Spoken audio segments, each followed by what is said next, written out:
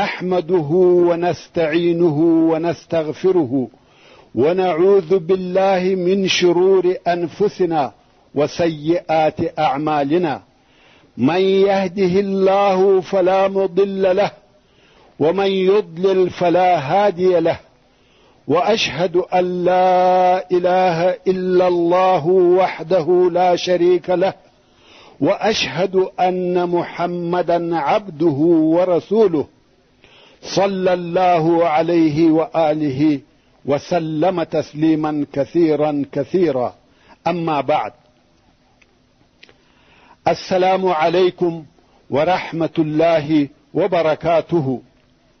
محترم ورونو، څرنګه چې د رسول الله صلی الله علیه و آله وسلم مبارک سیرت د دنیا په هر ژبه سره موجود وو او موجود دی، او هر عالم د دغه مبارک تاریخ څخه تر خپله وسه یو څه لیکلی دي. خو موږ پښتنو په پښتو ژبه سره داسې جامع کتاب نه درلودی چې په هغه کې دي د رسول الله صلی الله علیه و آله وسلم د ژوند حوادث او واقعات د تاریخ سره موافق او په پرله پسې ډول لیکل سوي وي. حال دا چې د رسول الله صلی الله علیه و آله وسلم پیژندګلوي او د هغه صلی الله علیه و آله وسلم په ژوند خبرېدل زموږ دینی مسئولیت دی. ځکه که د رسول الله صلی الله علیه و آله وسلم په ژوند خبر نسو، متابعت یې څنګه وکړو؟ او که رسول الله صلی الله علیه و آله وسلم ونه پیژنو، ایمان څنګه پر راوړو؟ خو د نن ورځې څخه تقریبا 10 کاله د مخه ما د سیرت النبي صلی الله علیه و آله وسلم په نامه سره د ټیپ د فیتو په واسطه یو مضمون ثبت او نشر کړي. البته هغه وخت د ځوانۍ آخري وختونه وه.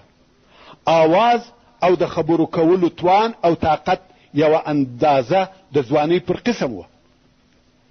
او اوس مې د دوهم وار دپاره د رسول الله صلی الله علیه و آله وسلم د ژوند حالات د سپینږیرتیا او ضعف په حالت کې د سرور کائنات ژوند په نامه سره ولیکل. غواړم چې هم یې د ټیپ په پیتو کې ثبت کم او هم یې د کتاب په شکل سره ګرانو وطنوالو ته تقدیم کم. خو دا وار نه هغه د ځوانۍ آواز ته او نه د خبرو کولو توان او قدرت، مګر د هغه آواز او طاقت په عوض او بدله کې په دغه اوسني لیکل سوي مضمون کې معلومات زیات سوي او ډیر سوي دي. په اول وار ثبتولو کې ما د خپل ځان و ناقص استعداد ته کتل، نو دا مې نه په خیال او نه تصور کې راګرځېده چې دغه نشر سوې سلسله دي دونه جهاني شهرت پیدا کړي او د خلقو به په دغه اندازه سره خوښه سي. حقیقتا زه نه پوهېدم چې دغه بیان زما د ناقص استعداد سره تعلق نه لري، بلکې دغه بیان د یوه کامل انسان د ژوندانه بیان دی. دا د رسول الله صلی الله علیه و آله وسلم د ژوند بیان دی.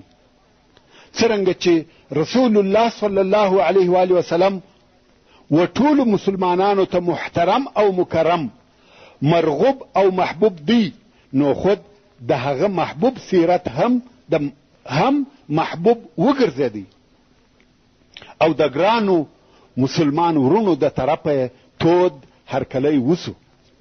د اوریدونکو په زړو کې یې ځای ونیوي او باید وینیسي، ځکه الله جل جلاله خپل رسول ته ډیره عظیمه درجه او لوړ مقام ورکړی دی، او د صلی الله علیه و آله وسلم محبت یې د مسلمانانو په زړو کې ښخ کړی دی، او د رسول الله صلی الله علیه و آله وسلم متابعت یې د الله جل جلاله سره محبت بللی دی.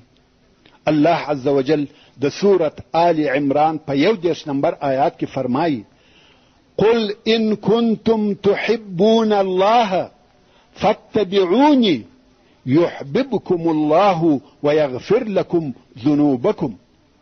یعنی اے محمد صلی الله علیه و آله وسلم دوی ته ووایه که چیرې تاسې د الله عز وجل سره محبت لرئ او محبت کوئ، نو زما متابعت وکئ چې الله جل جلاله به ستاسې سره محبت وکړي، تاسې به خوښ ولري او تاسې ته به ستاسې ګناهونه در وبخشي. چې هم دغه الهي تنبیه او خبرتیا یو د هغو سببو څخه وګرځېده چې مسلمانانو د رسول الله صلی الله علیه و آله وسلم و محبت ته په خپلو زړو کې په شوق سره ډېر پراخه ځای ورکړی دی، او مسلمانان په داسې لارو چارو پسې ګرځي چې د دوی او د رسول الله صلی الله علیه و آله وسلم په مابین کې محبت زیاتوي. د اسلام د شروع څخه تر اوسه پورې علماء کرام د رسول الله صلی الله علیه و آله وسلم د سیرت او شوخیو په بیانولو کې په مسابقه کې دي، خو د هیڅ بشر په وسه نه ده پوره چې د هغه مکرم او مشرف ذات اخلاق او اوصاف لکه څرنګه چې شایي هغسې بیان کړي.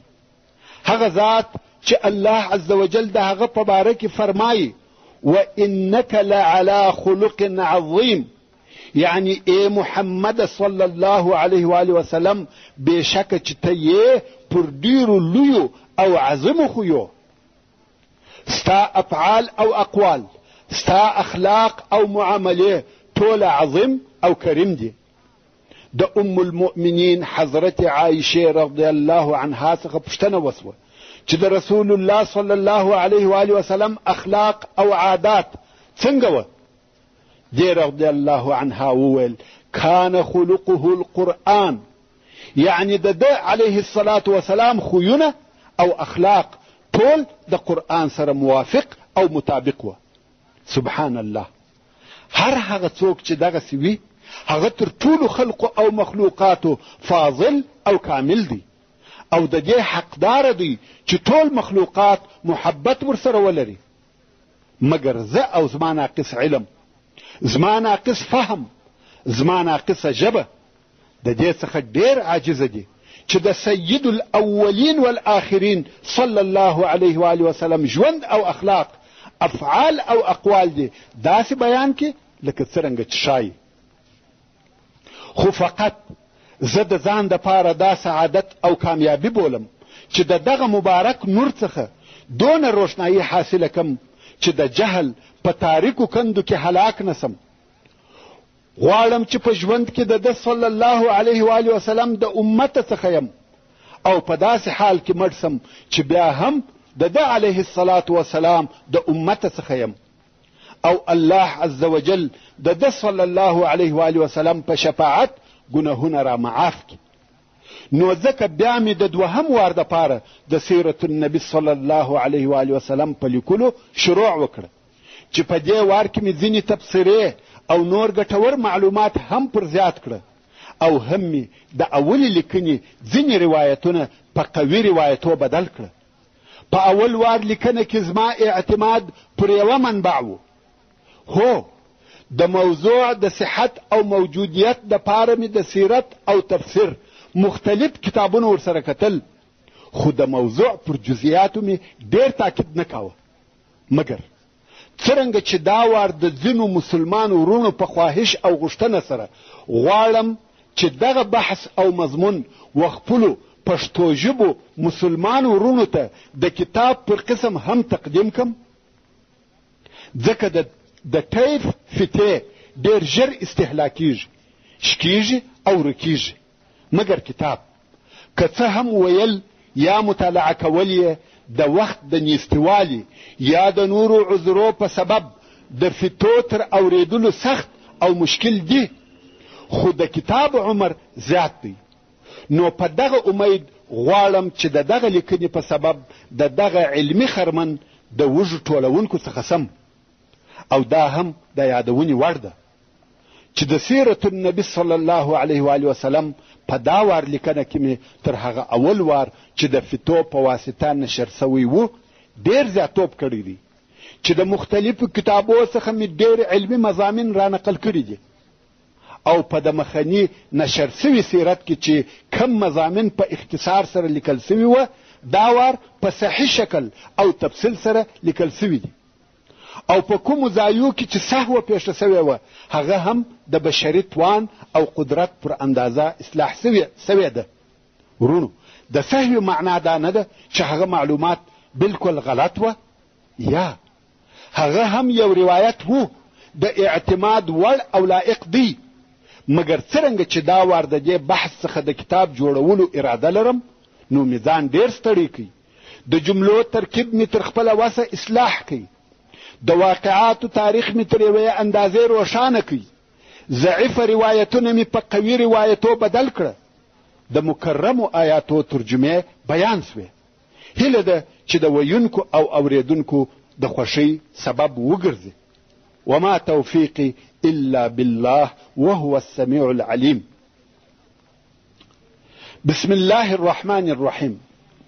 الحمد لله موفق المؤمنين وناصر الموحدين ومرسل خير خلقه إلى العالمين، اصطفاه من خلقه ورزقه خير خصال وأتم الصفات من الحكمة والشجاعة والمروءة وجامع الصفات القيادة في أمور الدين والدنيا، والصلاة والسلام على سيدنا محمد بن عبد الله خاتم الأنبياء والمرسلين وقائد الغر الميامين، النبي الكريم الهادي الأمين الصادق المربي القائد، فأفضل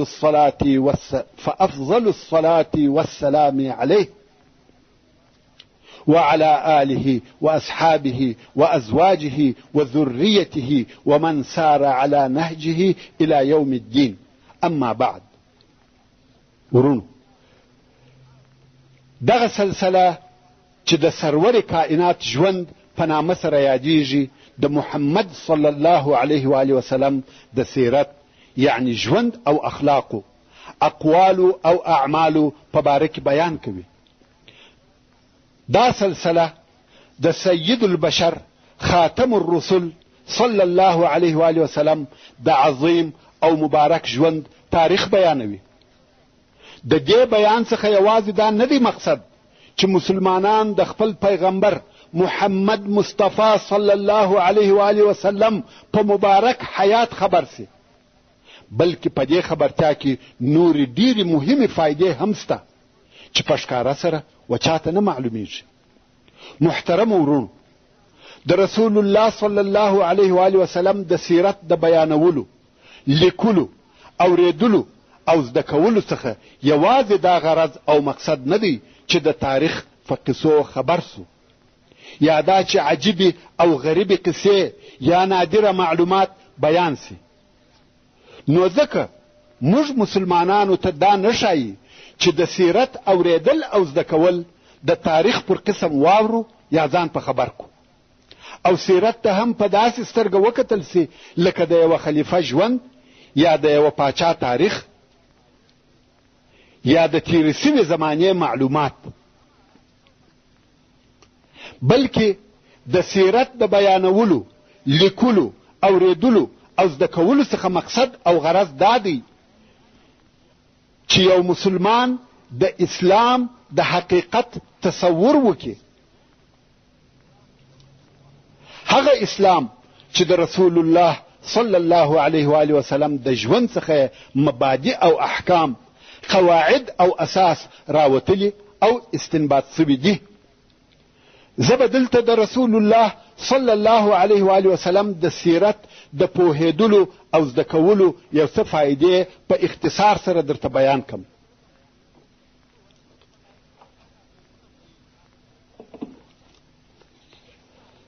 اول، د رسول الله صلی الله علیه و آله وسلم نبوي شخصیت پیژندل. که څوک د رسول الله صلی الله علیه و آله وسلم د ژوند په هغه کیفیتو او حالاتو خبر سي چې پر رسول الله صلی الله علیه و آله وسلم تیرېده، دا به یقین سي چې رسول الله صلی الله علیه و آله وسلم یوازې عبقري یا نابغه نه و چې د ده علیه الصلاة وسلام نبوغ دی په خپل قوم کې لوړ او دغه مقام ته ورساوه، بلکې تر نبوغ او عبقریت د مخه د الله جل جلاله رسول دی چې الله عز وجل یې په وحی سره تائید او تاکید کاوه او الهي توفیق ورسره ملګری و. نو موږ محمد صلی الله علیه و آله وسلم د رسول الله په صفت پیژنو.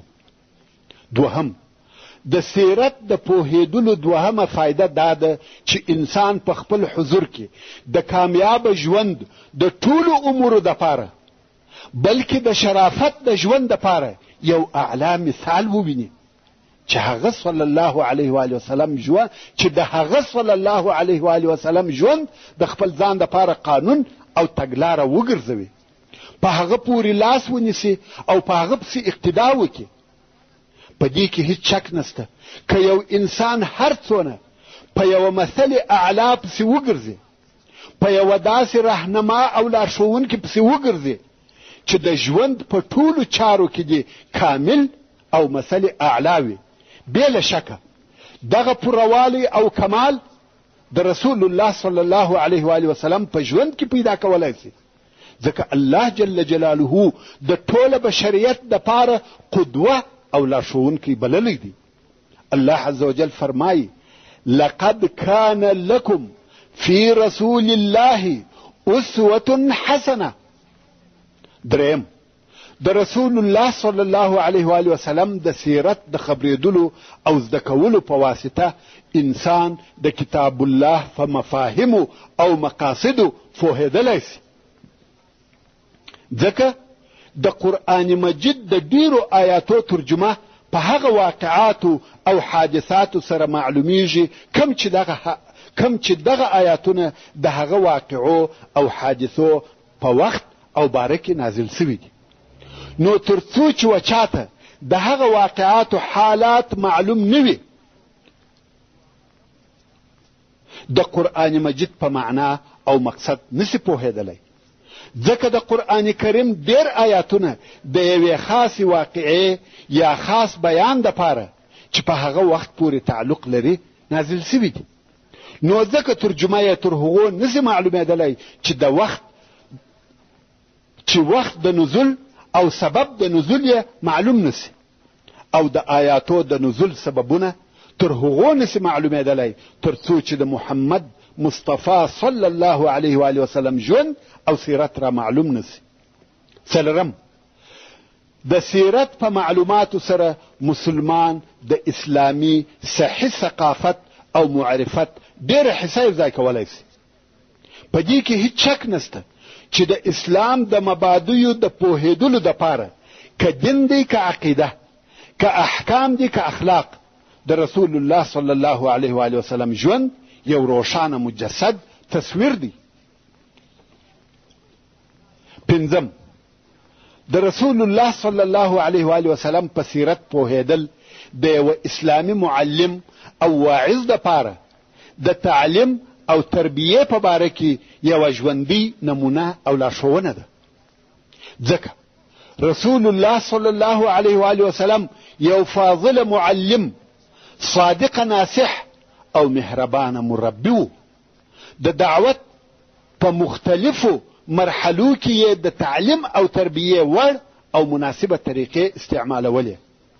پر دې ټولو سربیره د رسول الله صلی الله علیه و آله وسلم په ژوند کې د انسانیت ټول اړخونه که اجتماعي دي که فردي داخل او شامل دي.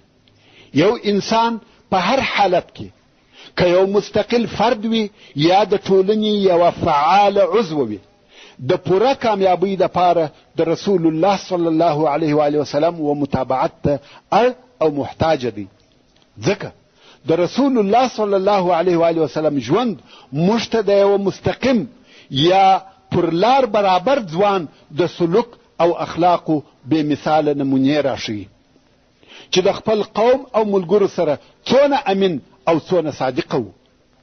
د رسول الله صلی الله علیه و آله وسلم ژوند د یوه واعظ په صفت یو بې مثاله نمونه دی چې خلق یې د الله جل جلاله ولارې ته په حکمت او موعظه حسنه سره وربلل او خپل ټول طاقت یې د رسالت د رسولو په لار کې مصرفاوه. د رسول الله صلی الله علیه و آله وسلم ژوند د یوه دولت د رئیس او حاکم دپاره ښه لارښوونکی دی چې په څونه هوښیاري او حکمت سره کارونه مخته بیول. د رسول الله صلی الله علیه و آله وسلم ژوند د یوه مثالي او حق پرسته میړه دپاره لارښوونکی دی چې د خپلې ښځې سره باید څنګه ژوند او ګزاره وکړي.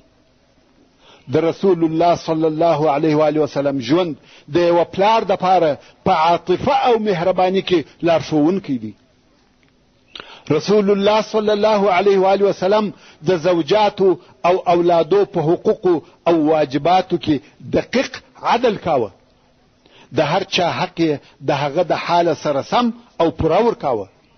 د رسول الله صلی الله علیه و آله وسلم ژوند د یوه حربي قومندان او صادق امیر دپاره لارښوونکی دی. د رسول الله صلی الله علیه و آله وسلم ژوند د یوه جامع مسلمان دپاره، هغه چې په خپل ژوند کې صحیح تقسیم اوقات او په معاملو کې عدل ولري، لارښوونکی دی چې څونه د خپل رب عبادت وکړي او په عین وخت کې د خپلې کورنۍ او ملګرو سره لطیف او د ښه طبیعت خاوند وي. داسې نور ډېر مثالونه سته. که غواړې چې بختور او کامیاب ژوند ولرې، نو خامخا د رسول الله صلی الله علیه و آله وسلم په ژوند ځان خبر که. ځکه د رسول الله صلی الله علیه و آله وسلم په ژوند خبرېدل بل څه نه دي بې له دغه انساني اخلاقو ښکاره کول چې دغه ټوله په هغه بېمثله نمونه او کامل بشر کې سره یو ځای سوي وه او موږ یې خامخا و متابعت ته ضرورت لرو. که غواړې چې کامیابه او بختور ژوند ولرې، د رسول الله صلی الله علیه و آله وسلم متابعت کوه. اوس نو کېدلی سي چې دغه پاک تاریخ د محمد مصطفی صلی الله علیه و آله وسلم د پیدایښت څخه را شروع کو، مګر ما دا بهتره ولیده چې تر دغه پاک میلاد د مخه څخه را شروع سي، د پاره د دې چې دا را معلومه سي چې دغه لارښوونکي نور د پاره د دې چې دا را معلومه سي چې دغه لارښوونکي نور تر راتګ د مخه د عربو ژوند او تاریخ څنګه او څه ډول و، او بیا د وحیو په راتګ سره څنګه سو.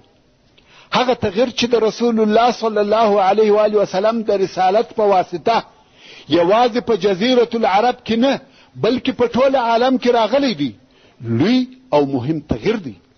خو انسان ته دا فرق تر هغو نسی معلومېدلی تر څو دغه پاک سیرت معلومات ورته ونسی. او شروع هم ډیره سخته ده.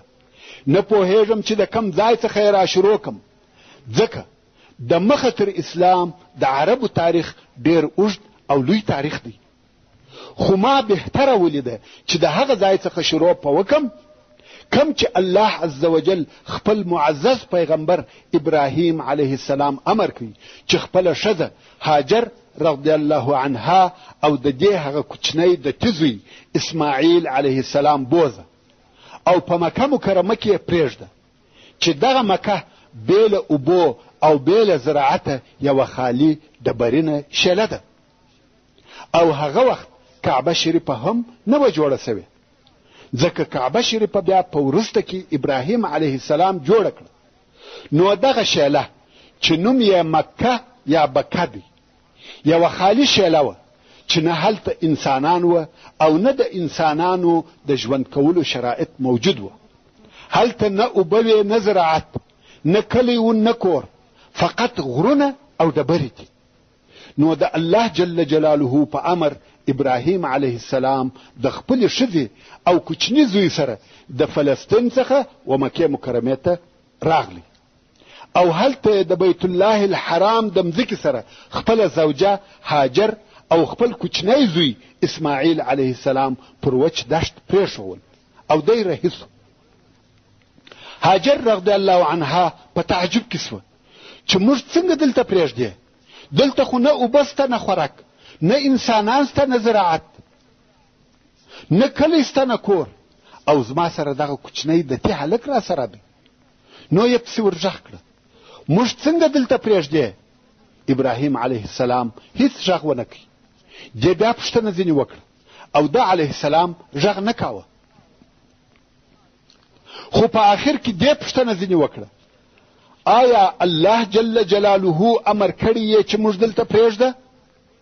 ابراهیم علیه السلام ویل هو. دلته نو هاجر علیه السلام د هغه واقعي مسلمانې پر قسم چې اعتماد او توکل یې یوازې پر الله جل جلاله وي په پوره یقین سره وویل الله مو نه ضایع کوي، څرنګه چې دا د الله جل جلاله امر دی او الله عز وجل پر خپلو بندگانو رؤوف او رحیم دی. نو بېله شکایت او تشویشه کښېنستل او ابراهیم علیه السلام رهي سو. تاسو ته خو هغه مشهوره قصه در معلومه ده، کم وخت چې د هاجر علیه السلام سره هغه د دې موجودې اوبه کمی چې ابراهیم علیه السلام ورپرې ایښې وې خلاصې سوې، نو دا د اوبو د پیدا کولو دپاره ولاړه سوه چې یا به دلته اوبه پیدا کم او یا به یو څوک ووینم، او خپل زوی یې د دغه اوسني زمزم د څا د منطقې سره پرېښاوه چې البته هغه وخت نه څاو نه اوبه، خو دا د صفا و غونډۍ ته وختل او بیا د مروه غونډۍ ته ولاړه. دغه د اوبو په طلب کې یې اووه واره د صفا او مروه په مابین کې تګ او راتګ وکړي. ورونو دغه د دې تګ او راتګ زموږ په دین کې د حج کوونکو او عمره کوونکو دپاره دیني شعار وګرځېدی او دا د دغه مؤمنې ښځې یاد دی. اسلام و مؤمنې ښځې ته دغه اندازه شرف ورکړی دی چې د قیامت تر ورځې به نه هېرېږي.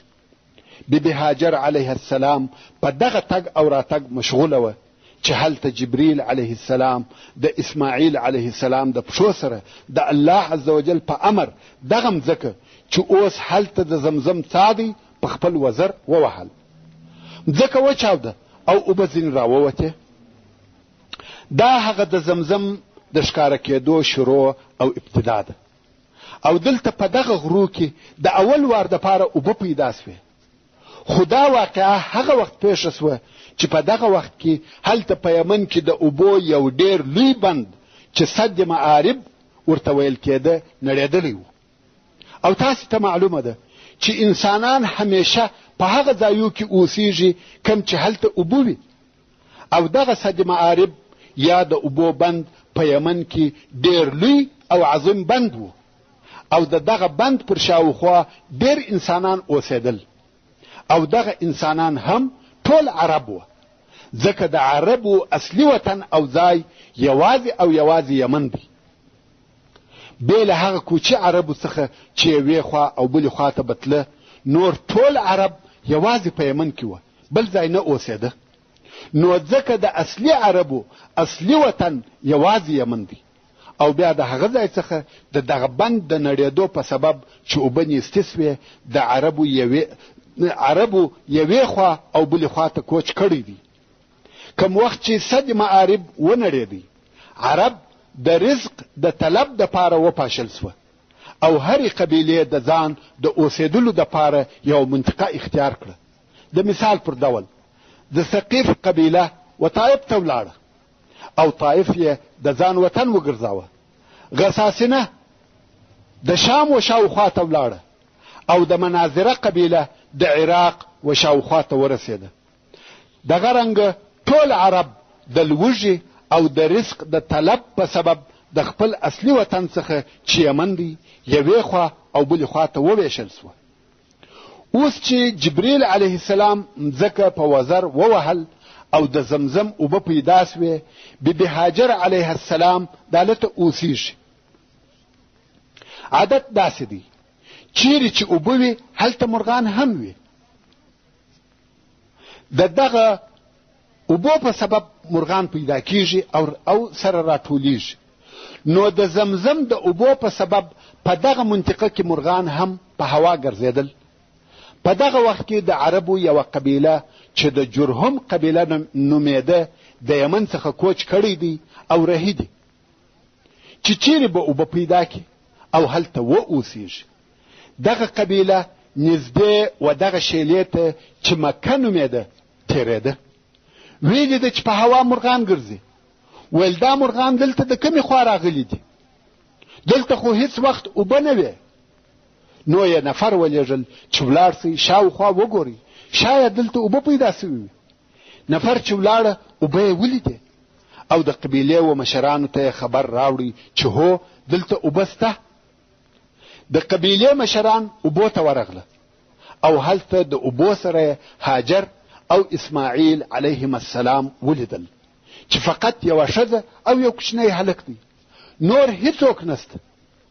څرنګه چې دا خلق د همت او مړانې خاوندان و، نو یې د زمزم اوبه د هغې څخه په زور قبضه نه کړې، بلکې اجازه یې ځینې وغوښتل چې موږ به دلته واوسېږو، اوبه خو ستا دي او موږ به تا ته د دغه اوبو په مقابل کې اجوره درکوو. د دې هم خوښه سوه او دوی ته یې د اوسېدلو اجازه ورکړه. د الله عز وجل قدرت ته وګوره، اوبه یې ورته پیدا کړې او د نور رزق سبب هم پیدا سو، ځکه نور د معیشت شیان یې هغو پر ذمه واخیسته. اوس نو دغه د عربو قبیله چې جرهم نومېده په مکه مکرمه کې سکونت شروع کړي او دا ځای د ځان دپاره وطن وګرځاوه او د زمزم د اوبو دپاره یې یو حوض جوړ کړي. تر دغه وخته خو لا کعبه شریفه نه ده جوړه سوې او اسماعیل علیه السلام چې عرب نه دی او عربي ژبه هم نه ده زده، ځکه ابراهیم علیه السلام دوی د فلسطین څخه دلته مکې مکرمې ته راوستلي وه، نو عربي ژبه دغه د جرهم د قبیلې څخه زده کړه. او کم وخت چې اسماعیل علیه السلام لوی سو، ښځه هم د دغه قبیلې څخه وغوښته، نو ځکه د اسماعیل علیه السلام اولادې ته عرب مستعرب ویل کیږي چې اصلا عرب نه وه او بیا عرب سوه.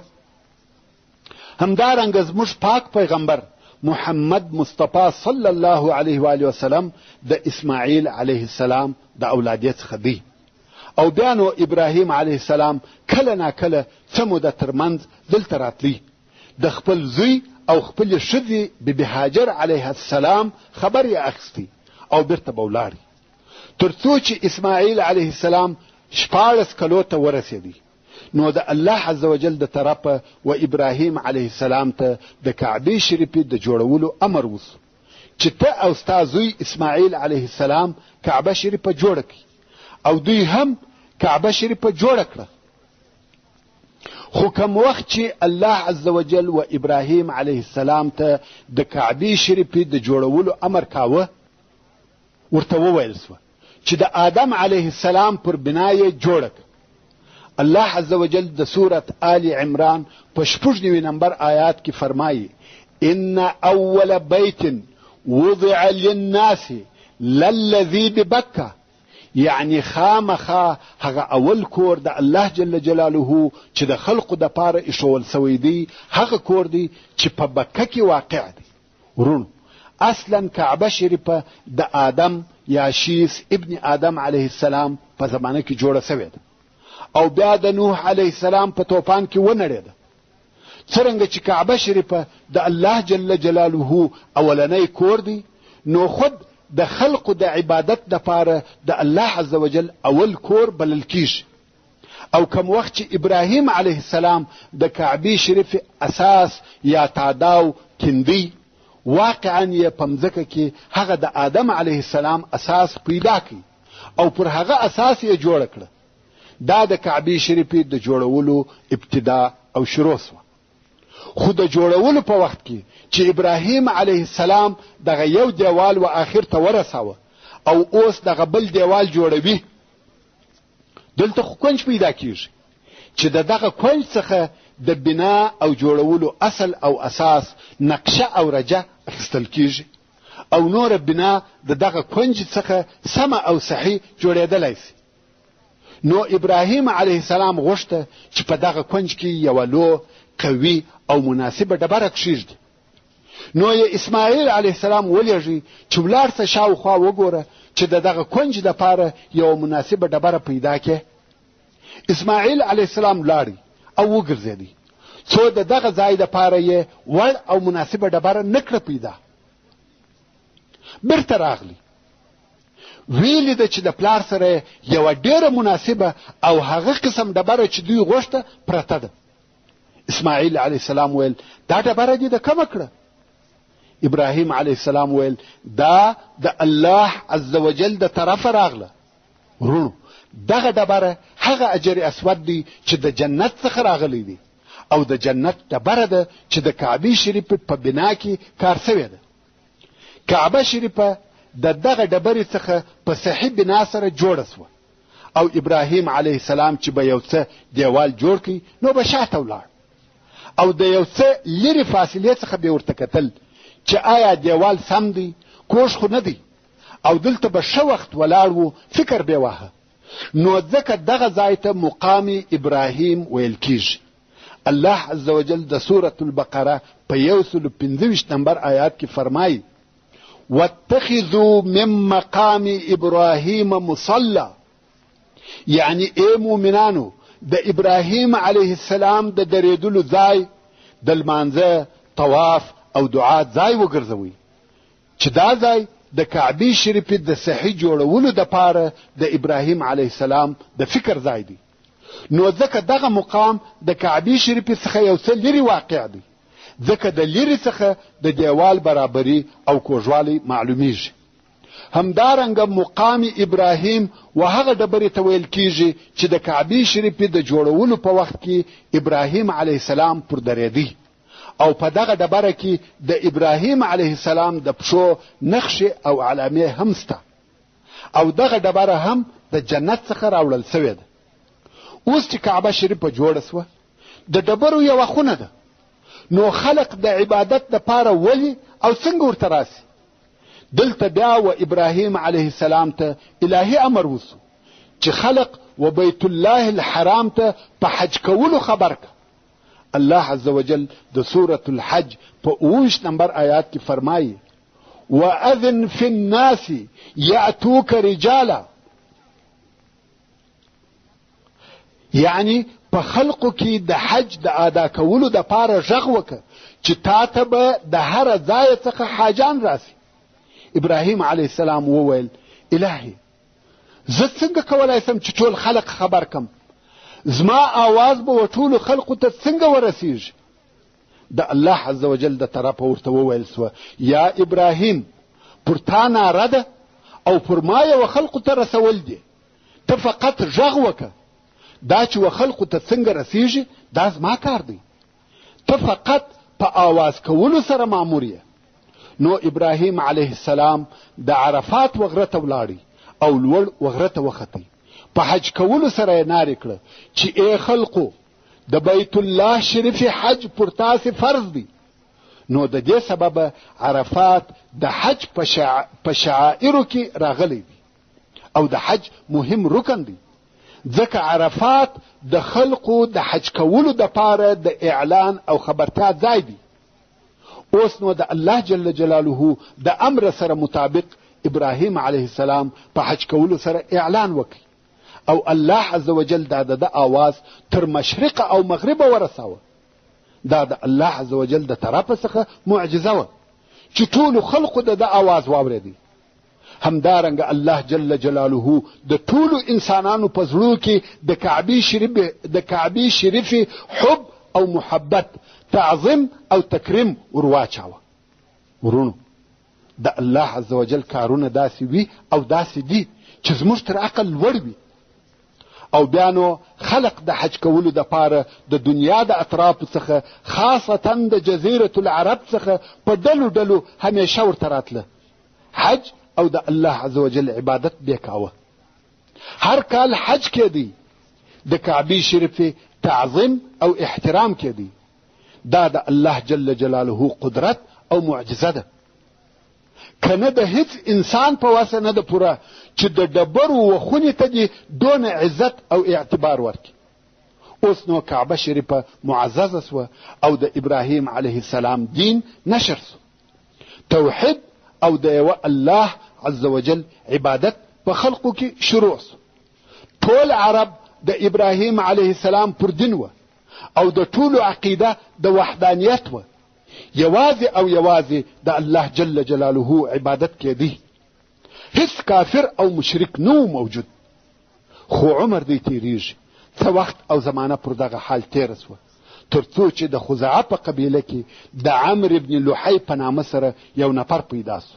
ورونو خزاعه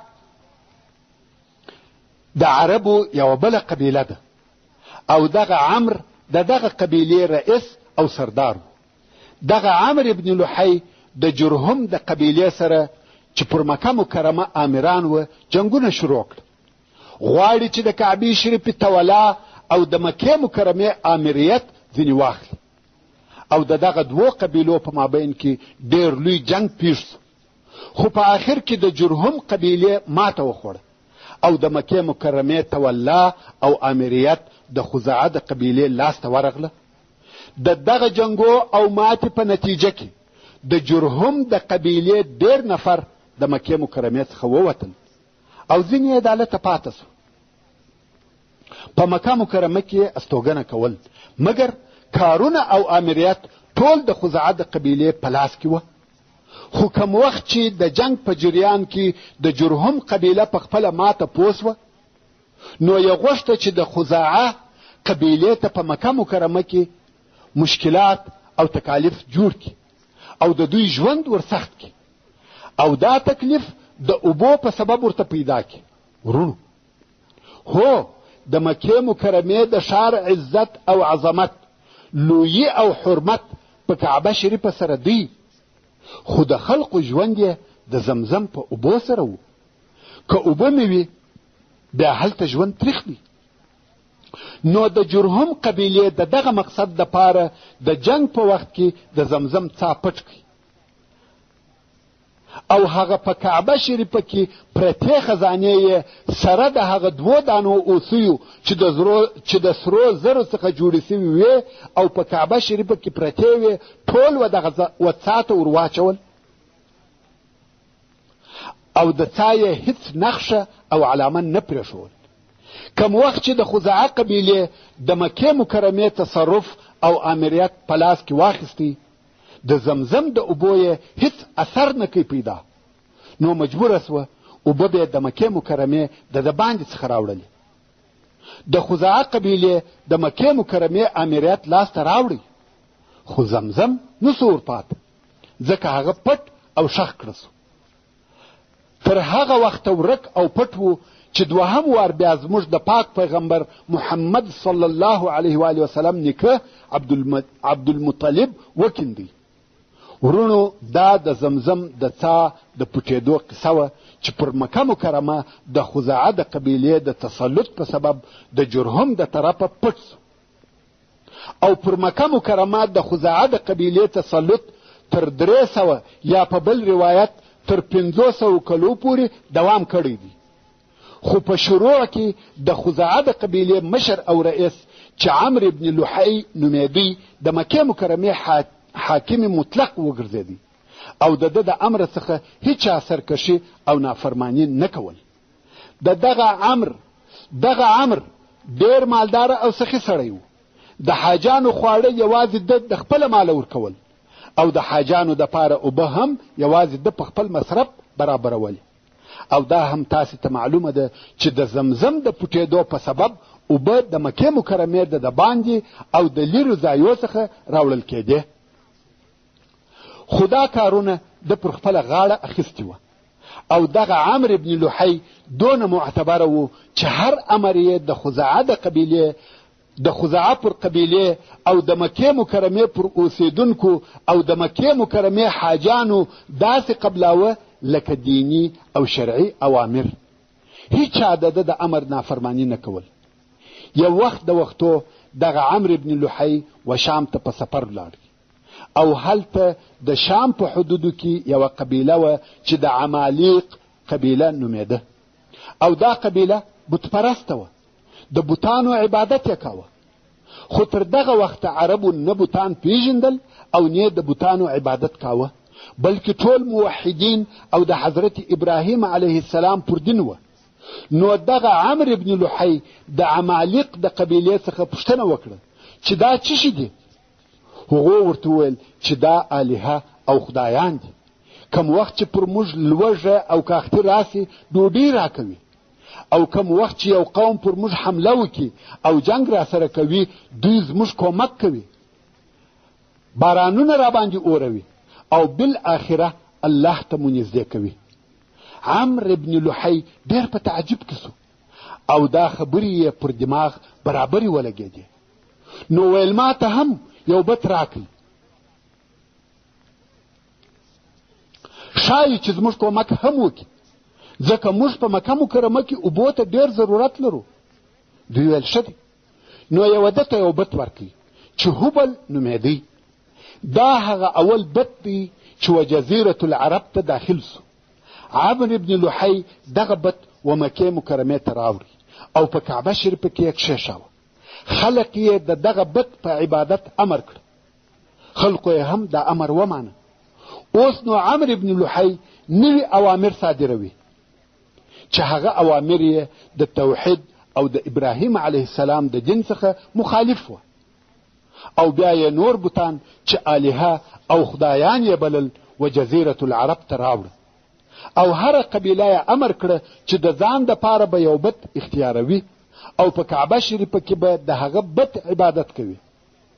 بیا یې بل امر صادر کړي، ویل تاسې خو په خپلو کورو او کلو کې هم عبادت کوئ، خو دا نه ده جایزه چې د بل شي عبادت وکړي بېله د مکې مکرمې د بوتانو څخه د یوه بت. نو پر هر چا دا لازمه ده چې د مکې مکرمې څخه یوه ډبره ورسره واخلي او هلته په خپل کور او کلي کې د هغې ډبرې عبادت وکړي.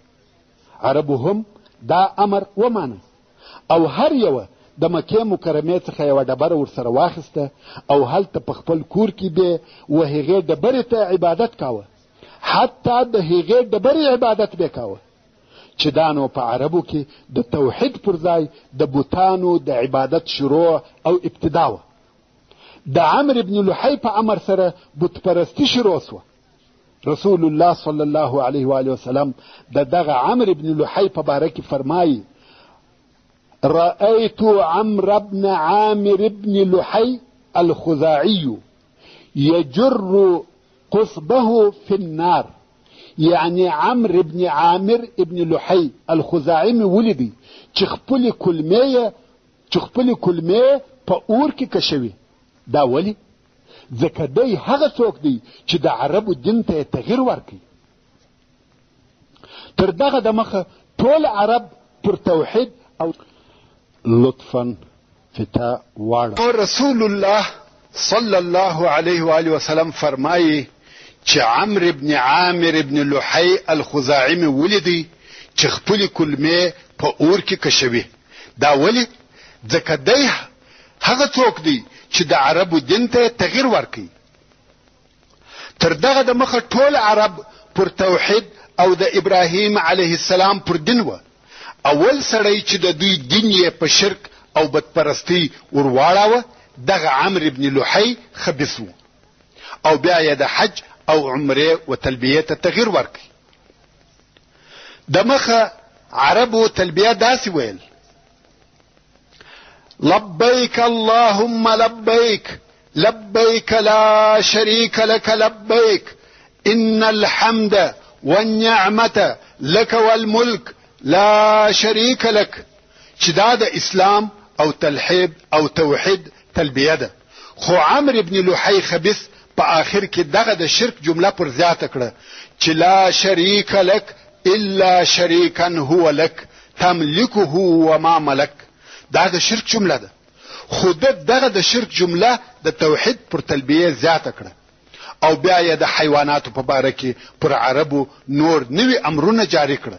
هغه دا چې ځینو حیواناتو ته باید د احترام په سترګه وکتل سي او مقدس وبلل سي، د هغو څخه باید کار وانه اخیستل سي، او د ځینو غوښې هم باید ونه خوړل سي، او د ځینو غوښې نر انسان خوړلی سي خو ښځو ته حرامې دي، او د ځینو غوښې یا شیدې بېله میلمه بل چاته حرامې دي. چې د هغو د جملې څخه یوه ته بحره ویل کېده، یعنی د حیوان ته، یو بل حیوان ته بیا حامی ویل کېده، بل ته سائبه ویل کېده، او بل ته وسیله ویل کېده، او داسې نور نمونه یې پر کښېښول. مثلا سائبه هغه اوښه وه چې 10 لوڼې یا جونګیانې یې پرله پسې زیږولي وای او په مابین کې یې نر جونګی نه وای. نو پر دغه اوښه نه څوک سپرېده نه بار پر وړي، نه د هغه وړي شکول کېده، او نه دغه اوښ شیدې چا څښلې بې له میلمه څخه او که به تر لسمې جونګۍ وروسته بله 11مه جونګۍ وزېږول و هغې ته بیا بحیره ویل کېده. د هغې غوږ به ورچاکی او د خپلې مور سره به ایله کړه. پر هغې هم نه څوک سپرېده، نه د وړیو څخه کار اخیستی او نه چا شیدې څښلې بې له میلمه څخه. دا هم داسې وه لکه د دې مور چې ودې ته بحیره ویل کېده او د صائبې لور وه او وسیله هغه میږ وه چې 5 واره به پرله پسې غبرګه لنګه سوه او د هر وار 2 بچان به ښځې وری وې. په 5 سره واره کې به نر وری نه وزېږولی. نو دوی به ویل چې دا ورسېده. نو که به دغه وسیلې تر دغه وروسته بل بچی وزېږاوه د هغه د غوښو خوړل د مشرکانو و نورو ته روا و، خو ښځو ته نه و روا. او که به بیا مردار سو یعنی په خپله به مړ سو نو ښځو ته هم خوړل روا وه. او حامي هغه ځوان نر اوښ و چې د ده د ختلو په واسطه به پرله پسې 10 ښځې جونګیانې وزېږېدلې. نو د ده شا د بار او سپرېدو څخه وساتل سوه چې د حامي هم دغه ترجمه ده. او نه د وړیو څخه کار اخیستل کېدی، فقط په اوښانو کې به د ختلو دپاره ایله و. نو الله عز وجل د مشرکانو د دغه کار په باره کې د سورة المائده په 103 نمبر آیات کې فرمایي: ما جعل الله من بحيرة ولا سائبة ولا وصيلة ولا حام ولكن الذين كفروا يفترون على الله الكذب وأكثرهم لا يعقلون. يعني الله عز وجل یو د بحیره د سائبه د وسیله او د حام څخه نه دی روا کړي مګر هغه کسان چې کافران سوي دي پر الله جل جلاله افترا کوي، د ځانه باطل خبرې پورې تړي او ډیر د دوی په حق او باطل نه پوهیږي. نو عمرو ابن لحی داسې نور ډیر شیان و دوی ته د دین او شریعت پر قسم کښېښول او په دوی کې رواج کړه. حتی نور بوتان هم و کعبه شریفې ته د الهو په نامه سره راوړه او نور لوی لوی بوتان چې کعبه شریفې ته راوړه سوه په دغه نومو سره یادېدل. اول ود چې د بني کلب د قبیلې د پاره و او هغوی عبادت کاوه. دوهم سواع چې د هزیل د قبیلې د پاره و او هغوی عبادت کاوه. دریم یغوث چې د طی د قبیلې او اهل جرش د پاره و او هغوی عبادت کاوه. څلورم یعوق چې د حمدان د قبیلې د پاره و او هغوی عبادت کاوه. پنځم نصر چې د یمن د پاره و او هغوی عبادت کاوه. الله عز وجل د سورة نوح په 23 نمبر آیات کې فرمایي: ولا تذرن ودا ولا سواعا ولا يغوث ويعوق ونسرا. اصلا دا د نوح علیه السلام د قوم د بوتانو نمونه دي او هر بت یې د یو خاص مقصد د پاره خاص کړی وو. خو دغه بوتان بیا په عربو کې رواج او جوړ سو او په هندوستان کې هم د غرنګ بوتان د بشنو، برهما، اندر، شپو، هنومان او په نور نومو سره مشهور دي. او د دغه بوتانو په یو قبیله پوری خاصوالی د عمرو ابن لحی په امر سره وسوه. مګر هوبل هغه بت چې اول راوړه سوی وو هغه د قریشو د پاره وو او هغه عجیب ترین دغه الها یا خدایانو د دوی په قول اساف او نائله دي چې دغه دوه بوتانو قصه په خوا پیښه سوی وه. هغه دا چې اساف د یو سړي نوم او نائله د یوې پیغلې نوم چې دواړه د یمن وه. دوی دواړو یو د بل سره مینه او محبت درلوده. اساف د نائله و پلار ته مرکه وکړه خو د نائله پلار نه کړه قبوله. نو دوی دواړو د ملاقات وعده د راتلونکي حج په موسم کې سره وکړه چې حج ته بځو او هلته به سره وینو. د وعده سره سم دوی د حج په موسم کې سره یو ځای سوه او په یو فارغه وخت کې د کعبه شریفې په شاوخوا کې زنا وکړه اولا خو زنا د لوی ګناهو څخه ده، بیا نو کعبه شریف ته نږدې، نو الله عز وجل دوی دواړه په خپل قدرت ډبرې وګرځول، نو د ډبرو انسانان پاتې سوه چې ودې ته هم بت ویل کیږي. د هغه وخت د مکې مکرمې حاکمانو دغه دوه بوتان د خلقو د عبرت دپاره پر صفا او مروه کښېښول. اساف یې پر صفا او نایله یې پر مروه کښېښول، او قصه یې هر چاته معلومه وه. عبرت به په اخیستی چې دغه دوه نفرو و کعبې شریفې ته نږدې فحشا کړې ده او ډبره سوه. خو پر دې قصه ډېر وخت تېر سوی و، هر څوک د دغه دوه ډبرو یا بوتانو په تاریخ نه و خبر. خو د عمرو ابن لحی په امر دغه دوه بوتان اساف او نائله د صفا او مروه څخه و کعبې شریفې ته نږدې یوړه سوه، او خلق د هغو په عبادت امر کړه سوه، چې دا دوه هم د عمرو ابن لحی په امر د خدایانو و جملې ته ورداخل سوه. العیاذ بالله. ورونو، دا د عربو پخوانی ژوند و، او دا د دغه مشرکانو خدایان و. د عربو تر جاهلیت پورې یوه قصه. حضرت عمر رضی الله تعالی عنه به د خپل خلافت په وختو کې په مجلس کې ناست او ځینې وخت به بې له سببه وخندل. خو یو وخت یو چا پوښتنه ځینې وکړه، ویل یا امیر المؤمنین، وینو دي چې ځینې وخت بې سببه خاندې، دا ولې؟ سیدنا حضرت عمر رضی الله تعالی عنه ویل د جاهلیت په وختو کې عادت داو، کوم وخت چې به څوک د مکې مکرمې څخه د باندې وتی، نو به د مکې مکرمې څخه یوه ډبره ورسره واخیسته او په سفر کې به د هغې عبادت کاوه. خو زه یو وخت په سفر ولاړم او ډبره مې هېره سوه، نه مې راسره واخیسته. کله چې د عبادت کولو وخت راغلی، زما سره خو د مکې مکرمې ډبره نه وه، اوس نو څنګه عبادت وکم؟ ومې کتل د مکې مکرمې خرما راسره وه، نو مې د دغه خرما څخه یو بت جوړ کړ او دغه د خرما د بت عبادت مې کاوه.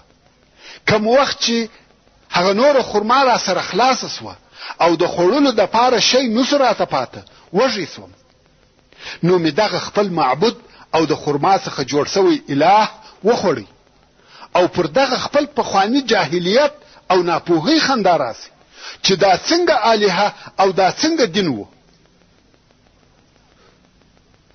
ورونو، دغه د جاهلیت د ژوند یو څه حالات د دې دپاره بیان سوه چې په دې پوه سو چې اسلام په ټول عالم او جزیرة العرب کې څونه تغییر راوستی. اوس به دا بیان درته وسی چې یهودیت او نصرانیت څنګه و جزیرة العرب ته داخل سوه. دا خو د بوتانو راتګ و. اصلا جزیرة العرب ټوله د ابراهیم علیه السلام پر دین او پر وحدانیت و. بوتان خو په دغه شکل سره د عمرو ابن لحی په واسطه ورته راغله. نو دلته بیا یهودیت او نصرانیت څنګه راغلی؟ او بیا د فرس یا فارسانو حکومت څنګه دلته راغلی؟ ورونو، تاسو ته معلومه ده کوم وخت چې د سرور کائنات محمد مصطفی صلی الله علیه و آله وسلم بعثت وسو، هغه وخت فارسیانو پر یمن حکومت کاوه او د نجران خلق نصاراوه. د یمن ځینې حصې یهودیان او ځینې حصې نصاراوه. دغه ادیان دلته څنګه داخل سوه؟ په عربو کې خو دا شیان نه وه. په پخوا کې ټول عرب موحدین او د ابراهیم علیه السلام پر دین وه.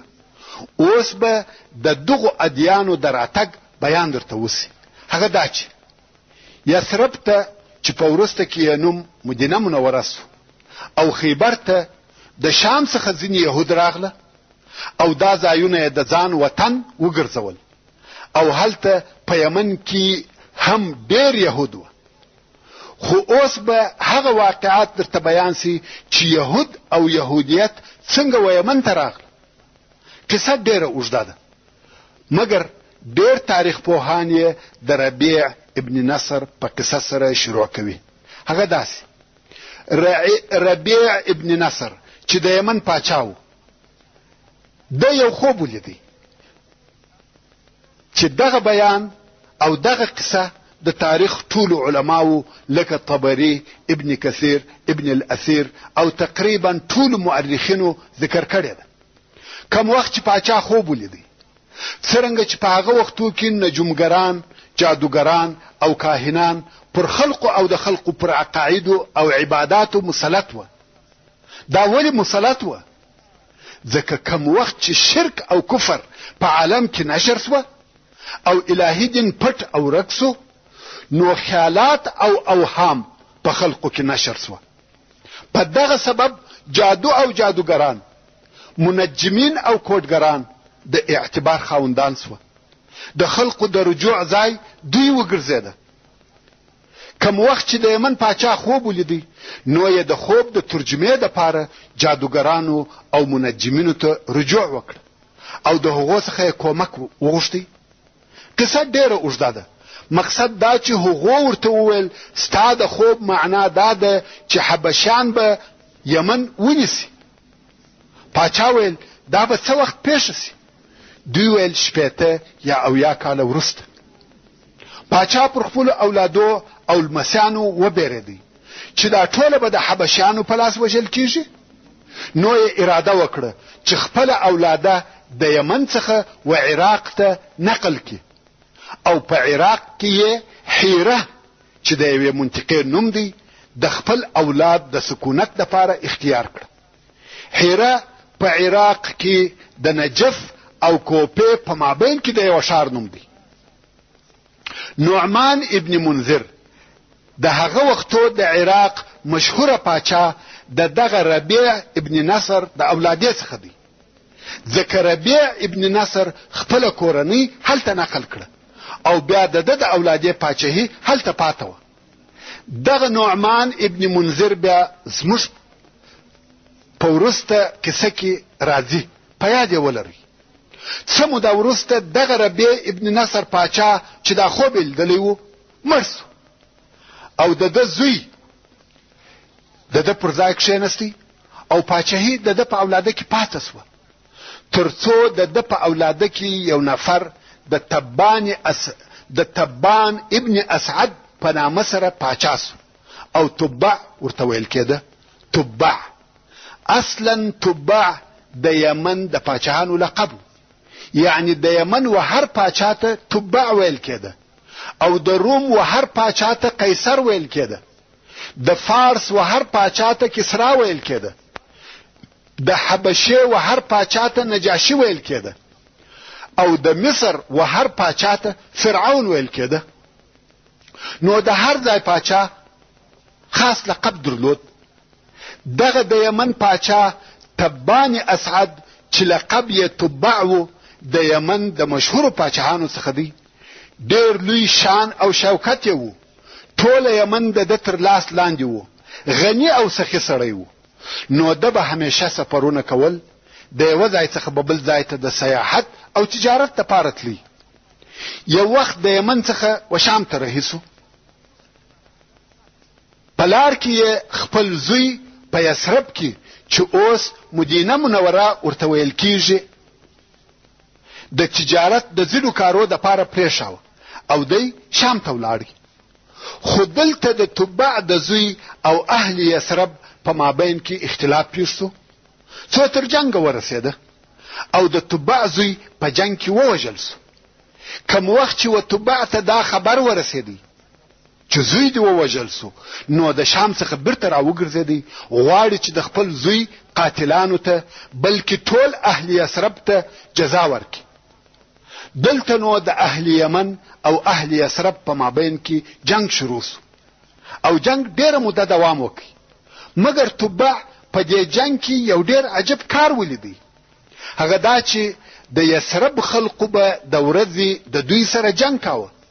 کوم وخت چې به ماښام سو او دوه لښکره به سره لري او جلا سوه، نو د یثرب خلقو به دوی ته ډوډۍ او سرخانونه را لېږل او د میلمه پر ډول به د دوی عزت کاوه. تبع ډیر په تعجب کې و چې دا څنګه خلق دي، د خپلو دشمنانو عزت کوي او ډوډۍ ورکوي. څوک دونه سخا او کرم لري؟ مګر بیا هم تبع نیت کړی و چې د خپل زوی بدله او انتقام واخلي. جنگ دغسې دوام درلود تر څو چې د یهودو د علماو څخه 2 نفره اتباع ته ورغله او غوښته یې چې د ده سره خبرې وکړي. ده هم اجازه ورکړه او سره کښېنستل. یهود ورته ویل ته څه اراده لرې چې دونه جنګ کوې؟ تبع ویل غواړم چې دغه یثرب خراب کم. دوی ویل دا کار نسې کولای.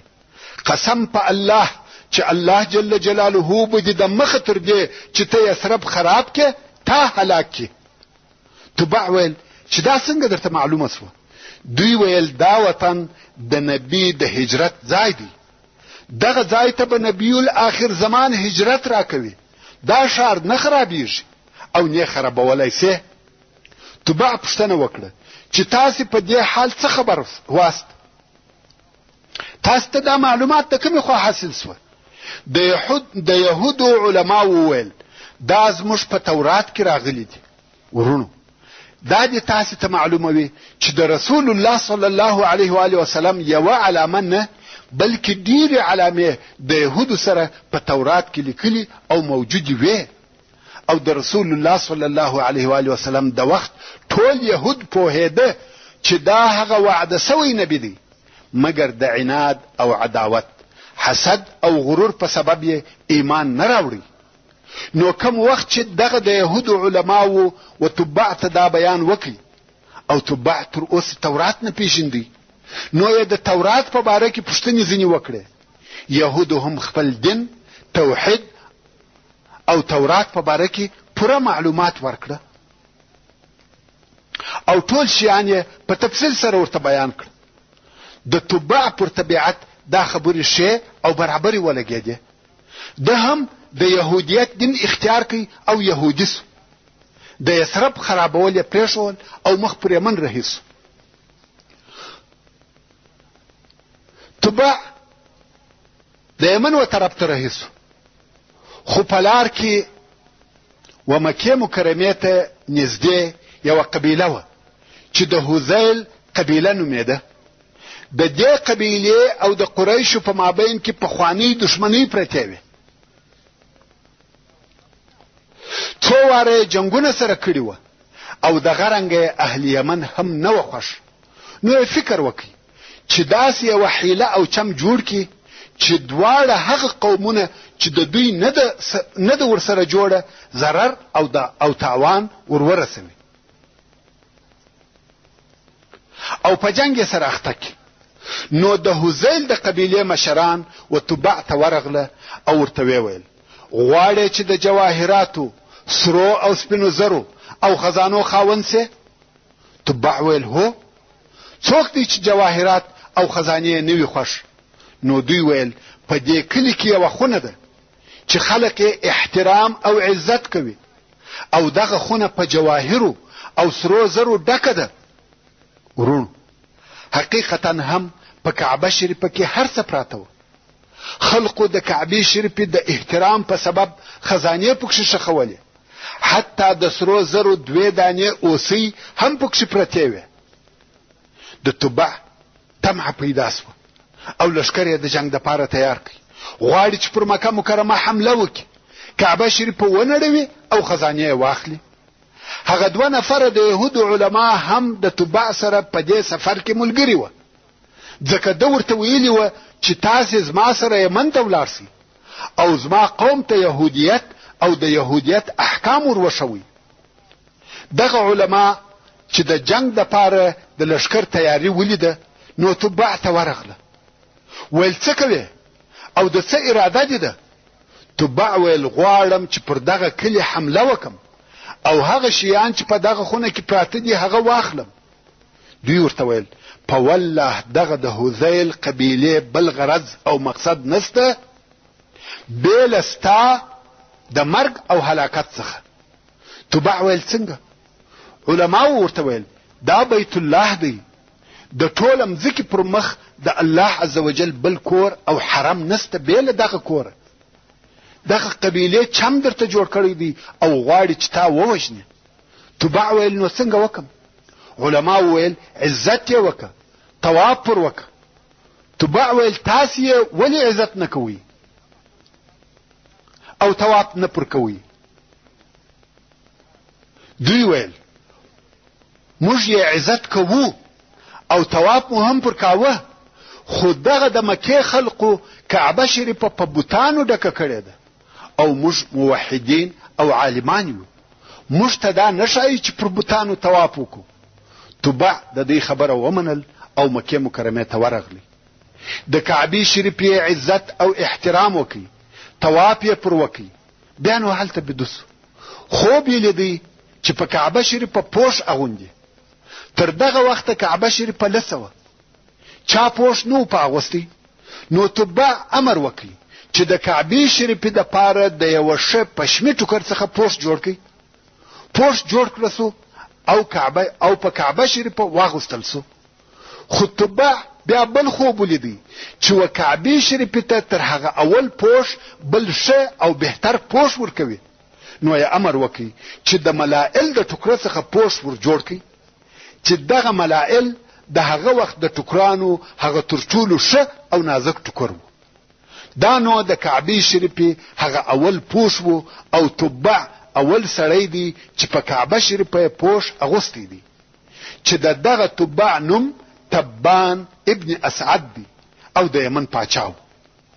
بیا نو هر کال عربو و کعبې شریفې ته پوش ورکاوه او نوی پوش به پر هغه زاړه پوش سربیره په اغوستی. او دغه طریقه چې پوش سربیره پر پوش د عبدالمطلب تر زمانې پورې پاته و. کم وخت چې عربو ته دا فکر او احساس پیدا سو چې شاید د کعبې شریفې بنا د دغه پوشو د دروندوالي په سبب ونړیږي، نو یې زاړه پوشونه ټول ځینې ایسته کړه او هر کال زوړ پوش ځینې کاږي او نوی پوش په اغوندي. دا د کعبې شریفې د پوش په باره کې معلومات و چې څنګه اولی شروع سو او چا شروع کی. کم وخت چې تبان ابن اسعد برته یمن ته ورسېدی، خپل قوم یې یهودیت ته دعوت کړي. هغو انکار وکړي، ویل څنګه خپل دین پرېږدو. ورونو د یمن خلقو او د تبع قوم مستقل دین نه درلودی. د نورو عبادتو تر څنګ یې د اور عبادت هم کاوه. اور یې مقدس باله، د اور عزت او احترام کاوه، حتی اور د دوی قاضي هم وو. څنګه؟ هغه داسې چې دوی د اور یوه خونه درلوده، په هغه خونه کې به همیشه اور بل وو. که به یو وخت د دوی په مابین کې دعوه، اختلاف او خصومت پیښ سو، نو به مدعی او مدعی علیه، یعنی د دعوی دواړه طرفه دغه د اور خونې ته ورغله او د خونې دروازې ته به ودرېدل. دروازه خو به بنده وه، نو به هغه د اور معذب یا مامور یا خادم د اور دروازه په یو وار پر اخلاص کړه. اور به د خپل زور څخه په یو وار د باندې راووتی او اول چې به د هر یو پر طرف ورغلی هغه ظالم او حق د هغه دوهم نفر پر طرف. دا طریقه کاهنانو او جادوګرانو و دوی ته ایښې وه. نو اوس چې د پاچا او د قوم په مابین کې د دین په سبب اختلاف پیدا سو، نو یې وویل چې په اور سره به فیصله وکړو. نو د دې فیصلې دپاره د یهود عالمان چې د دعوې یو طرف وه تورات په لاس کې ونیوی او وایي، او د یمن کاهنان او نجومګران چې د دعوې بل طرف وه د اور د خونې و دروازې ته ودرېدل. د اور خادم دروازه پر اخلاصه کړه، اور د کاهنانو پر طرف ورغلی او دوی ځینې علا کړه، وتښتېده. قوم یې ورته وویل ولې تښتئ؟ دا حکم او قانون دی باید ودرېږي. کاهنان هم مجبوره سوه، بیرته راغله. د اور خادم بیا دروازه پر اخلاصه کړه، دوهم وار بیا د اور لمبه د کاهنانو پر طرف ورغله. کاهنانو دا وار ځانونه ټینګ کړه او ورته ودرېده، مګر اور د چا مراعات نه کوي. کاهنان یې پاک وسوځل. نو د یمن د خلقو په دین او عقیده دا معلومه سوه چې یهودیان پر حق دي. نو د دې سببه اهل یمن یهودیت قبول کړي او یهود سوه. دا هغه معلومات و چې یهودیت څنګه و یمن ته داخل سو. خیر، وختونه دي تیریږي. څو تبع د یمن پاچا تبان ابن اسعد مړ سو او پس له ده څخه د ده زوی حسان پاچا سو. حسان خپل پاچهي نور هم لو او پراخه کړ.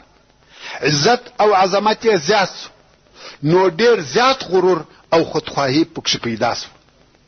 نو یو ډیر لوی لشکر جوړ کړي، ویل قسم په خدای که عرب یا عجم پرېږدم چې تر خپل حکم لاندې را نه ولم. د ټوله مځکې پاچهي نیسم. دا ټوله غرور و. کم وخت چې غرور پر انسان مسلط سي، هر څه یې هیر سي.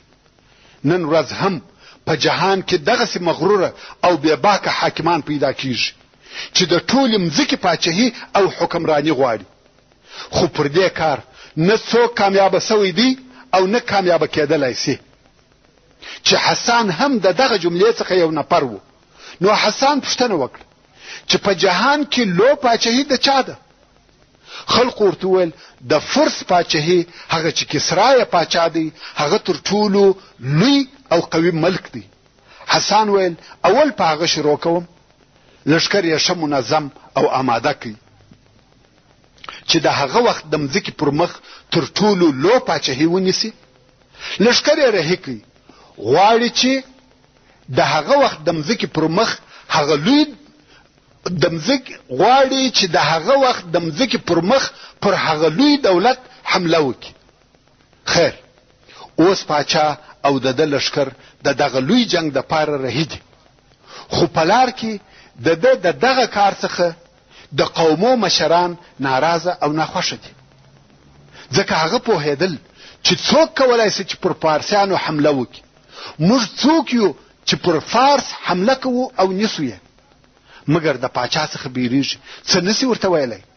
دوی پوهېدل چې پاچا مغروره دی او د چا خبره نه مني. او په عین حال کې حسان هم ډیر احتیاط کاوه.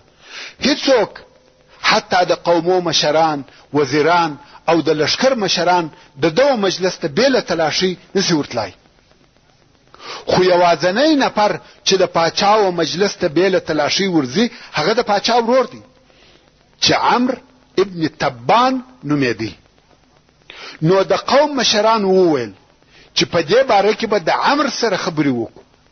د قوم مشران راټول سوه او عمرو ته ورغله، ویل یا عمرو، د حسان څخه مخلاص که او تر هغه وروسته ته زموږ پاچا یې. عمرو هم د پاچاهۍ په طمع سو او د دوی سره د خپل ورور د وژلو نقشه جوړه کړه. مګر په دغه مشرانو کې یو نفر چې ذوالرعین نومېدی دغه فیصله نه کړه قبوله. او عمرو ته وویل یا عمرو، داسې هیڅوک نسته چې خپل ورور دی وژلی وي او غمجن سوی پښیمانه سوی دی نه وي. خپل ورور مه وژنه.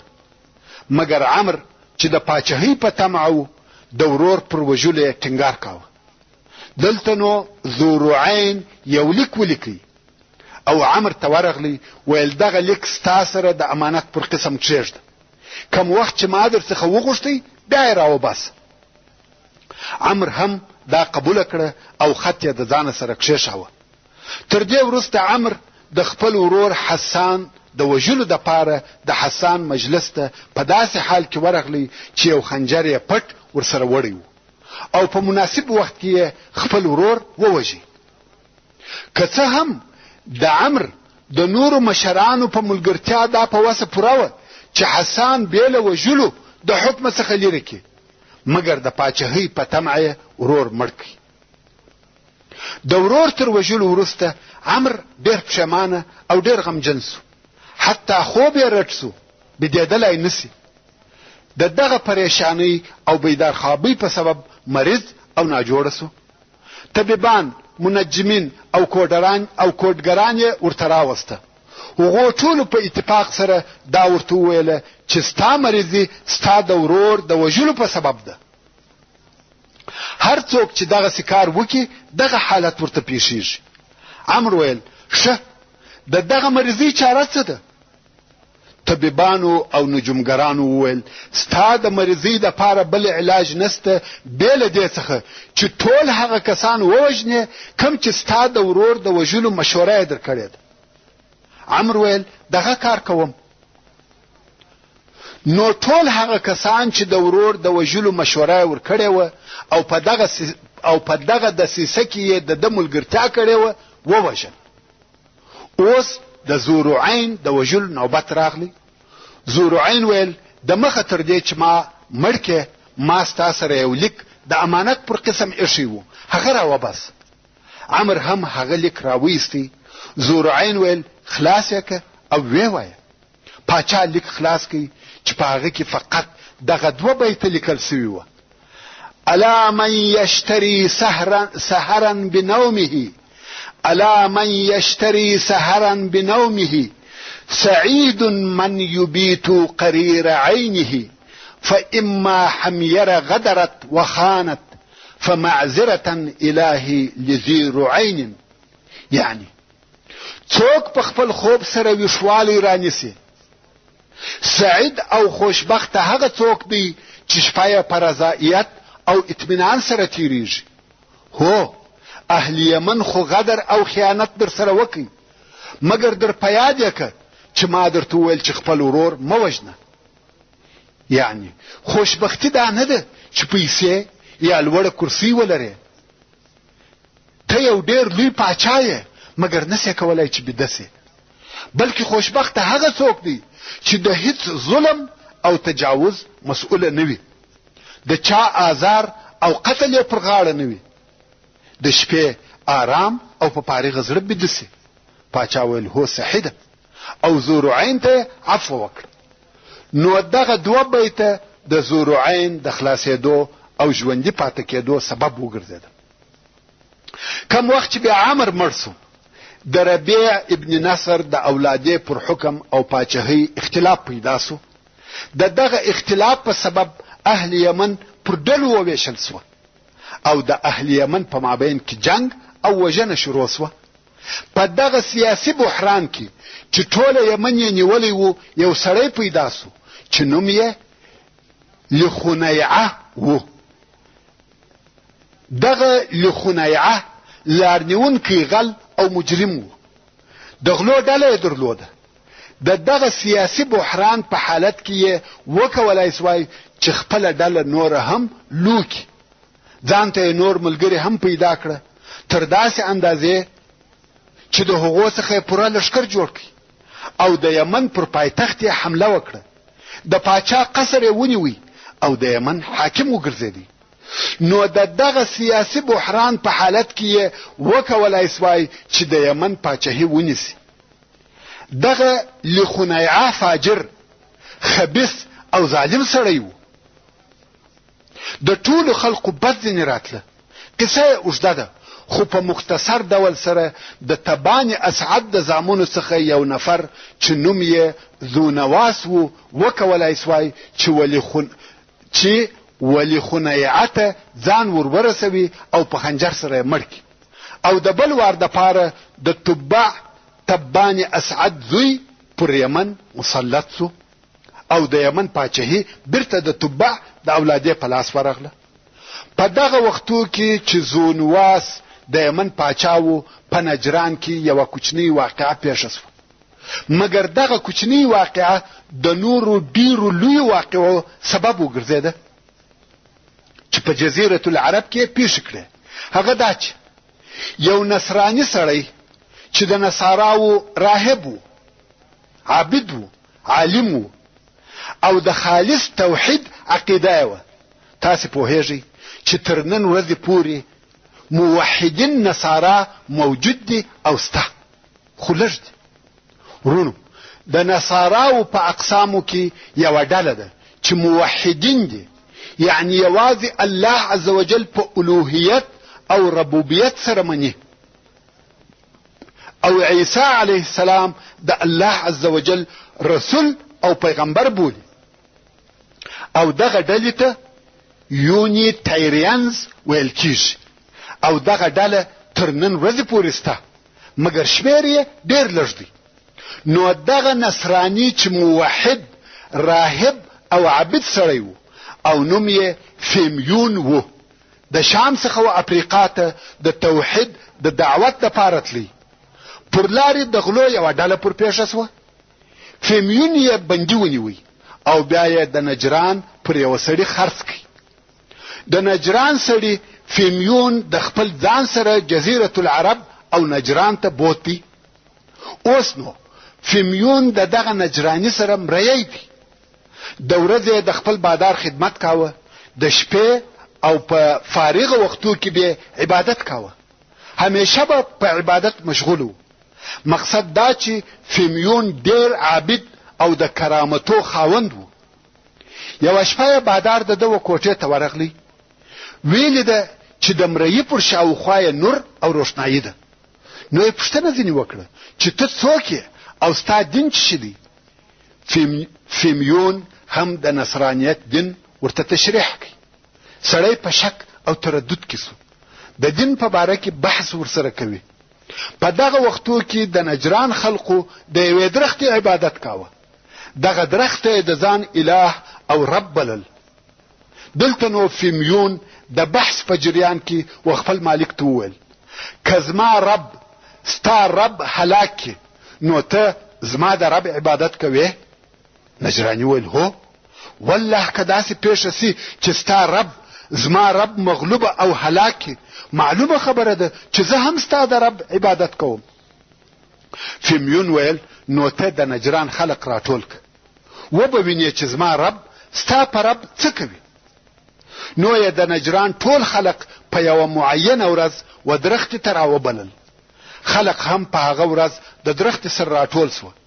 فیمیون کښېنستی، عبادت او دعا کوي و خپل رب عز وجل ته ډیره دعا وکړه تر څو چې الله عز وجل د ده دعا قبوله کړه او د آسمان څخه پر دغه درخته ټکه یا صاعقه راولوېده، تندره، او درخته ټوله وسوځل سوه. د نجران د خلقو رب او اله نیست او نابود سو. نو د نجران ټول خلق و نصرانیت ته داخل سوه. دا هغه معلومات و چې نصرانیت څنګه و جزیرة العرب ته داخل سو. د یو سړي په واسطه ټول نجران نصارا وګرځیدل. په وروسته کې یو نفر چې نوم یې عبدالله ابن سامر و او د ده څو نفرو ملګرو چې ځینې یې راهبان و د نجران څخه و یمن ته هجرت وکړي. هلته په یمن کې اوسېدل او په پټه خپل عبادت کاوه، ځکه د یمن د خلقو څخه چې یهود و بیریده. ورون اوس به هغه حالات درته بیان سي چې نصرانیت او د حبشانو حکومت څنګه و یمن ته راغله. دا خو مې درته وویل چې عبدالله ابن سامر او د ده څو ملګري چې نصارا وه او ځینې راهبان هم وه د نجران څخه و یمن ته هجرت وکړي او هلته یې په پټه خپل عبادت کاوه، ځکه د یمن د یهودو څخه بیریده. د دغه وخت د یمن پاچا چې ذونواس نومېدی ساحران درلوده او د هغو څخه یې د پاچهي په امورو کې کار اخیستی. نو پاچا د هغه مشر ساحر په غوښتنه دا قصد وکړي چې یو ځوان هلک ته سحر ورزده کړي چې لوی ساحر ځینې جوړ سي او په آینده کې د هغه څخه کار واخلي، ځکه په سپین ږیرو مرګ پسې دی. سبحان الله. خلقو ساحران تربیه کول، نه غوښته چې دا ډله ورکه سي، خو موږ علما ورثة الانبیاء وژنو. خیر، پاچا یو ډیر پوه او هوښیار هلک پیدا کړي او د هغه د پاره یې هغه لوی ساحر چې د ساحرانو مشر و د استاد په صفت اختیار کړي چې دا هلک به د هغه استاد څخه سحر زده کړي. څرنګه چې دا ساحر د غره په یوه لوړه حصه کې اوسېدی. ورونو اول خو یمن په خپله لوړ او کښته غرونه او تپې دی، او بل ساحرانو او عابدانو همیشه د خپل استوګنې دپاره غر خوښاوه، ځکه هلته به دوی د خپل کار یا عبادت دپاره فارغه وه. نو دا هلک به هره ورځ و هغه لوی ساحر ته چې په غره کې و د سحر د زده کولو دپاره ورتلی. خو په دغه غره او د هلک په لار کې د نصاراو د راهبانو څخه یو راهب هغه چې د نجران څخه راغلی و اوسېدی. هلک چې به تېرېدی د دغه راهب عبادت به لیدی، د هغه قرائت، تسبیحات او تمتمه به اورېده او خوند یې ورکاوه. نو به ورته کښېنستی او غوږ به ورته ونیوي ترڅو د راهب څخه د نصرانیت تعلیم شروع کړي. ساحر ته به هم ورتلی سحر یې زده کاوه، خو د سحر او الهي دین ډېر فرق و. د سحر څخه یې بد راغله او هیڅ یې نه غوښته چې سحر زده کړي، نو سحر او ساحر یې دواړه پرېښول و ساحر ته نه ورتلی، فقط و راهب ته به ورتلی او دین یې زده کاوه. ساحر و پاچا زونواس ته خبر ورکړي چې هلک نه راځي.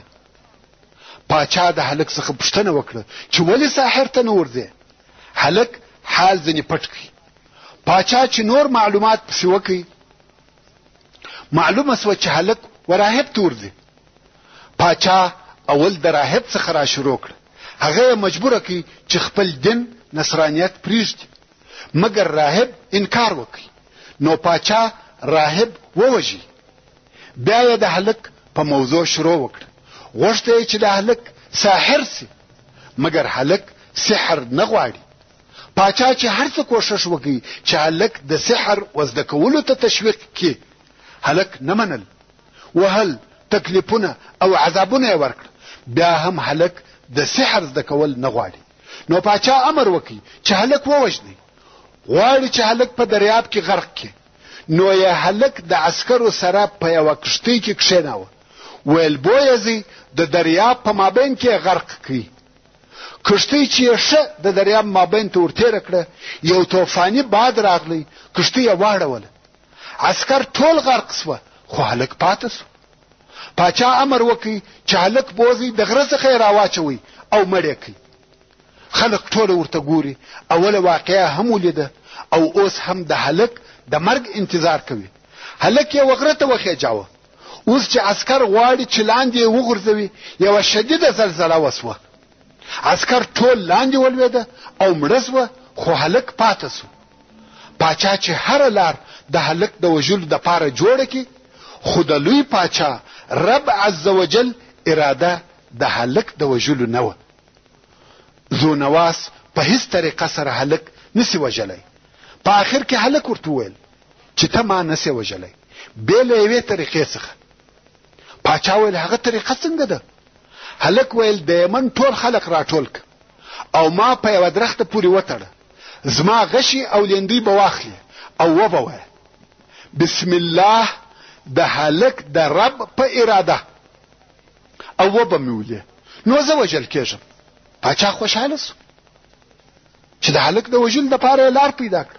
ویل ښه دی. پاچا اهل یمن راټول کړه، هلک یې په درخته پورې وتړی او د ده غشي او لیندۍ یې واخیسته، ویل بسم الله د هلک د رب په اراده. غشي پر هلک وموښتی او هلک شهید سو. دلته په خلقو کې غوغا او نارې شروع سوې. ویل په ټولو عسکرو په ټول قوت او جبروت یې بې له ارادې څخه د هلک د رب هلک نسوای وژلی، نو بېشکه چې هلک پر حق لار او صحیح دین دی. په دغه ورځ او د دغه واقعې په لیدلو د یمن 100,000 نفر و نصرانیت ته داخل سوه. ورونو تاسې و دغه صالح هلک ته وګورئ چې د دین د دعوت دپاره یې خپل ځان قرباني کړي. د خلکو د دعوت او بلنې په سبب یې مرګ او شهادت قبول کړه، او نتیجه هم هغه سوه چې 100,000 نفره په یوه وار و نصرانیت ته داخل سوه. پاچا زونواس ته ډېر قهر ورغلی چې څنګه دا خلق د ده بې اجازې و نصرانیت ته داخلیږي او د ده د امر مخالفت کوي. پاچا غوښته چې یو هلک د نصرانیت څخه منع کړي او اوس 100,000 نفره په یوه وار نصارا سوه. نو یې امر وکړي چې یو لوی خندق یا کنده په مځکه کې وکیني، د بوټو او لرګو یې ډکه کړي او اور ور واچوي. دا کارونه وسوه. نو یې خلقو ته وویل چې یا به دغه د نصرانیت دین پرېږدئ یا مو دغه اور ته ور اچوم. خلقو د دین د پرېښولو څخه انکار وکړي او پاچا هم یو یو اور ته ور اچول. دا قصه مشهوره قصه ده، د رسول الله صلی الله علیه و آله وسلم په احادیثو کې راغلې ده، په بخاری شریف او د احادیثو په نورو کتابو کې موجوده ده. او رسول الله صلی الله علیه و آله وسلم فرمایي په دغه نفرو کې چې اور ته اچول. محترم ورونو څرنګه چې فتا پای ته ورسېده نو به پاته قصه